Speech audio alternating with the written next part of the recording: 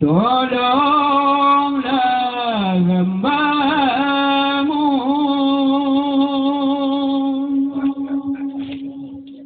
dari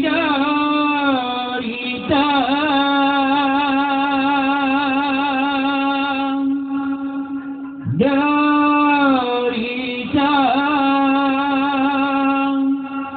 hutang dilingkan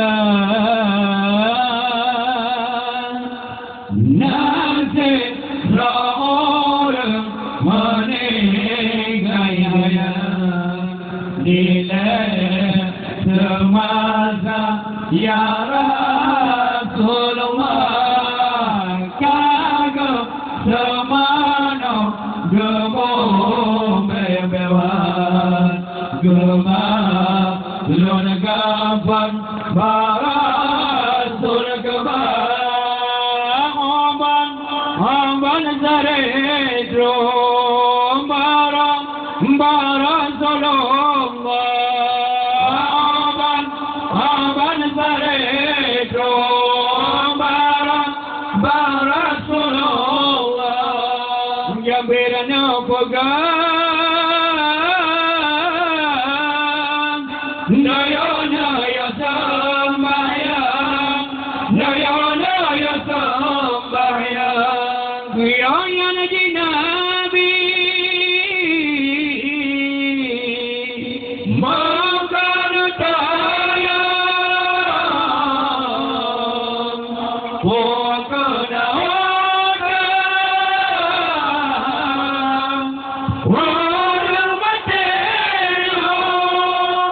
yampir na jawab maka na pegang barasalullah na doa dina barasalullah na doa dina ini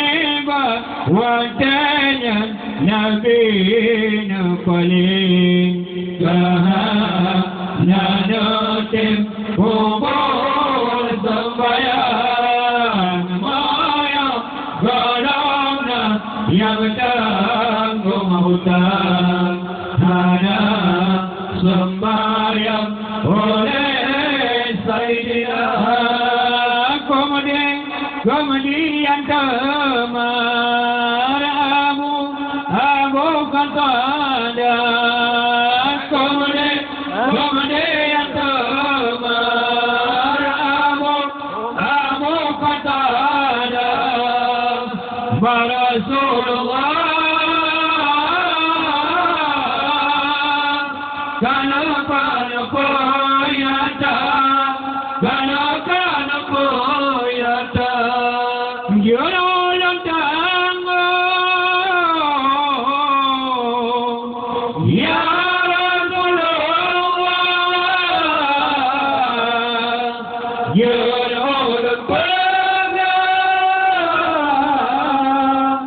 wajah bayanya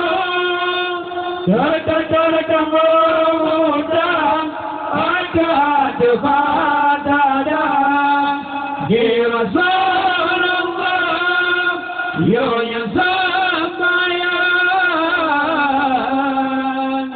ya Rasulullah yo yang sembahyang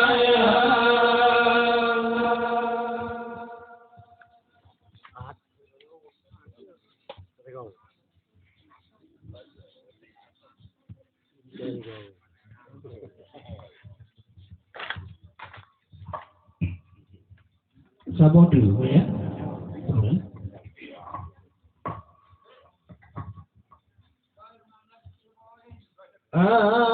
Apabila